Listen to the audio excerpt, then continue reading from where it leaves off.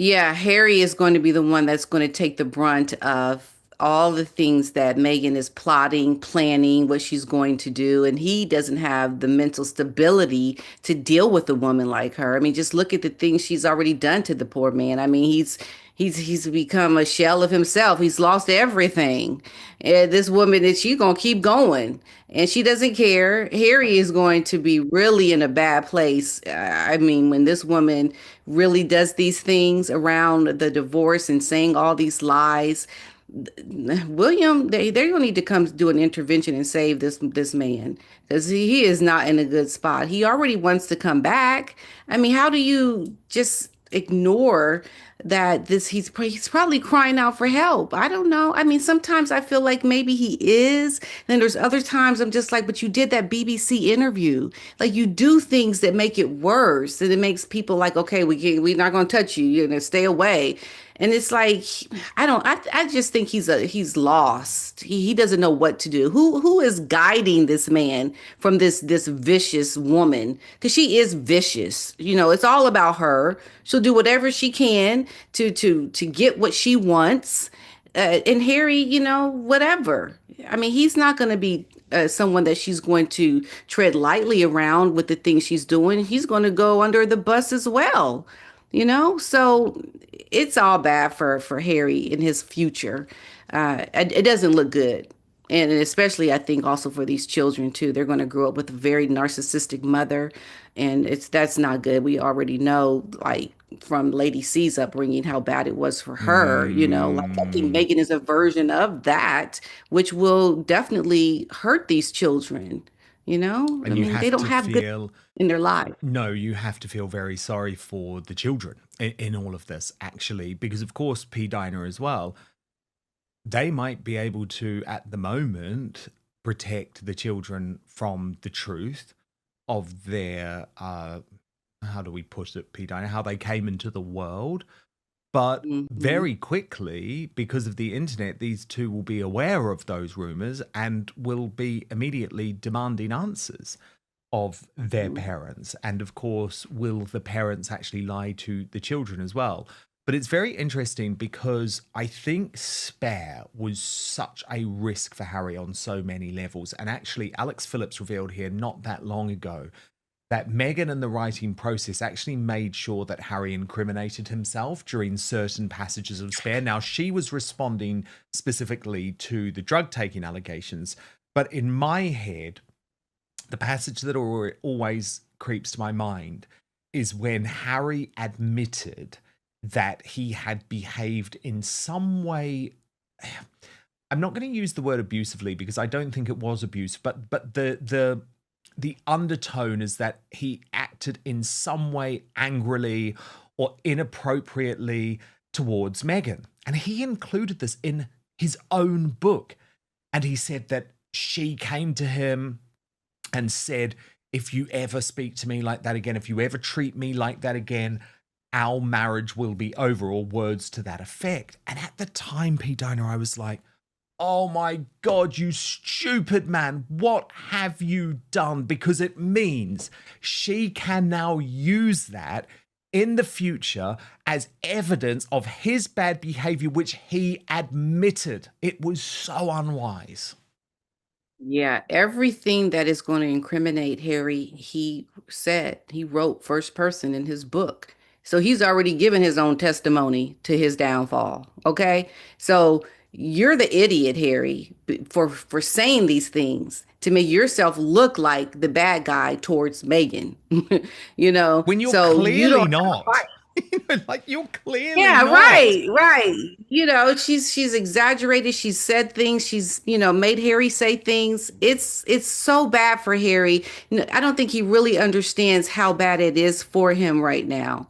I can't see that he can understand that. I think that's why he's trying to walk maybe back some things that he said publicly. He didn't put he didn't put anything about the racism in his Nope, book, you not a know, word. but Not a yeah, word. so I think he realizes certain things, and but this book, yeah, the interviews you've done, that doesn't go away, you know, and it's there forever, and it will be used against you one day when she goes up against you. Can I just ask you, P. Diner, about this?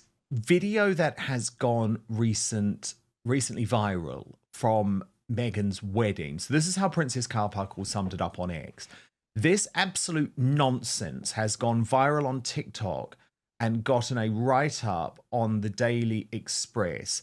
The creator claims that at her wedding, Meghan Markle is bowing her head in respect to Princess Charlotte. She's actually looking the child up and down, and it's almost disdainful and with contempt. First, an adult is not going to bow their head to a child in respect. There are no curtsies in the royal family bowing until age 18. Secondly, Markle didn't respect anyone, much less Charlotte, who she didn't want in her wedding and bullied.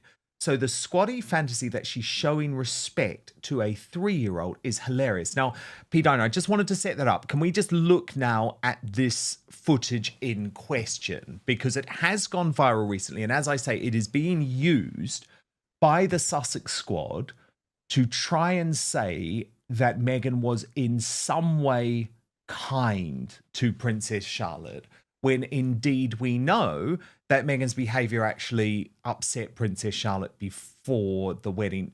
What do you think that footage really shows? The Oprah interview was a turning point. Meghan claimed it was Kate, not her, who cried over bridesmaid dresses, a direct contradiction to years of tabloid stories.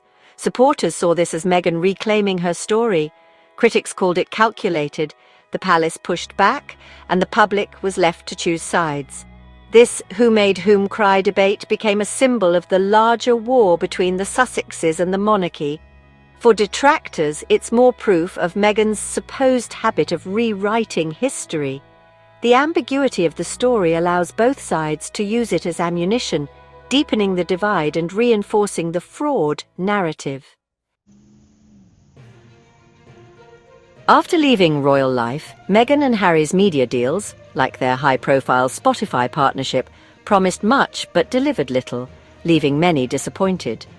Meghan's podcast, Archetypes, launched with fanfare but ended abruptly, prompting a Spotify executive to call them grifters in a public statement.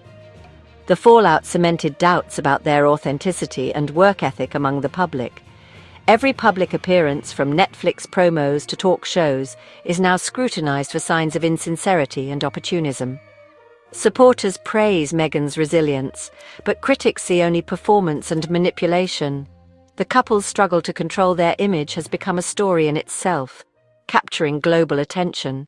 I just think a moment of Meghan's character was revealed, and everything that had happened behind the scenes with Charlotte, it just was a moment where it just came out, and she just kind of looked her up and down and just kind of had this look that seemed very like sinister, not kind, like, that look where you try to be happy but behind it is something evil, not good. And I think that's what Meghan, she does. She portrays herself to people through the way she looks at them, and like she even did it with Catherine at one time, where she looks smiling at you, but behind her eyes, is not something good. She has this very nefarious, conniving way about her that just came out in this moment when she saw Charlotte. When you look at people and they look nice at a child, you can tell the warmth that they have. When you watch Meghan do it, it doesn't look like warmth. It's something looks very sinister and conniving with that. And that's how I felt about it when I saw it. Yeah, it's just in line with her character and who she is. Yeah, and I mean, we'll never forget the way the late Queen Elizabeth II looked at Meghan on her wedding Oh, day. I mean, that that was the actually look. was the whole image of the wedding, wasn't it? If a picture could paint 1,000 words, that was the picture that I'll always take away from that wedding day.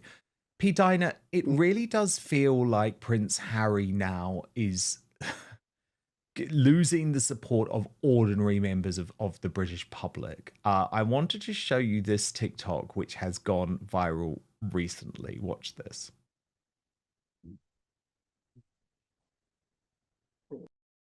Prince Harry, from the British public, grow up. We have had enough of your tantrums, enough of your court cases, your books exposing the royal family. You're not the only person who lost his mother when they were small. Loads of millions of people have suffered that problem. Harry, you need therapy. You need to go away, find a purpose. You're rudderless at the moment, floating in the ocean. And then, after a few years, maybe the royal family will accept an olive branch. And maybe then you can return to the country that you say you love so much. At the moment, you're not showing much love. Oh, I just love that, P. Dinah, because that's just such an ordinary British bloke. I agreed with every word apart from a couple.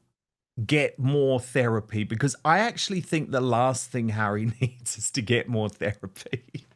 And by Yeah, the way, he I'm not needs. anti-therapy. I think therapy is usually a good thing, but I think he's almost overdosed on therapy.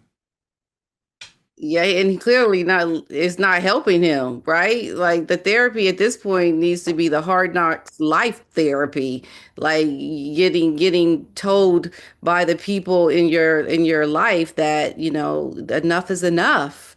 And he needs to actually make some drastic changes because the way it's going now, yeah, he needs something, right? If the therapy is not working, what does he really need? He needs to, I think, be away from this wife, this woman. He needs his family to set the tone for, everything that they've done around these using of the titles and how they've, manipulated the family, their circumstances, or, just lied about things. They need to have something happen. And Harry is at a point now where if something doesn't happen, what is going to happen next? It doesn't get better for him. He has a history of drug use. I can imagine that he's already doing drugs now, trying to deal with this current situation that he's in. And then that's not a good thing. So I think it would behoove the royal family, somebody, to make some drastic changes around these perpetrators and these fraud royals in America and do something about their behavior to put an end to the perpetration of them trying to be royal like with these disasters of businesses and talking and all the things that they're doing as these fake royals. Something needs to be done about it. I don't know if it will while the king is in, still on the throne, but something has to come from the higher ups within royalty because they're the ones that essentially are the reason why they're able to get away with all the things that they've been getting away with. But good on this man for saying what he said. It's what the most people are thinking. Yeah, I loved it. I loved it. Exactly. Sometimes it's just an ordinary bloke who sums up the mood of the nation. And I would probably argue the mood of the world now towards Prince Harry and Meghan Markle. P. Dinah, thank you. And someone really quickly, Please, someone please. who I think would be a mentor to Harry. I think this is the kind of person who would be a mentor to Harry that he would listen to. Totally. So if someone like this was saying this, then yeah, it would behoove Harry to absolutely, take the advice of this man. Totally. Alternatively, could this memoir be interpreted as the ultimate confession, a final, unfiltered look behind the carefully curated public persona?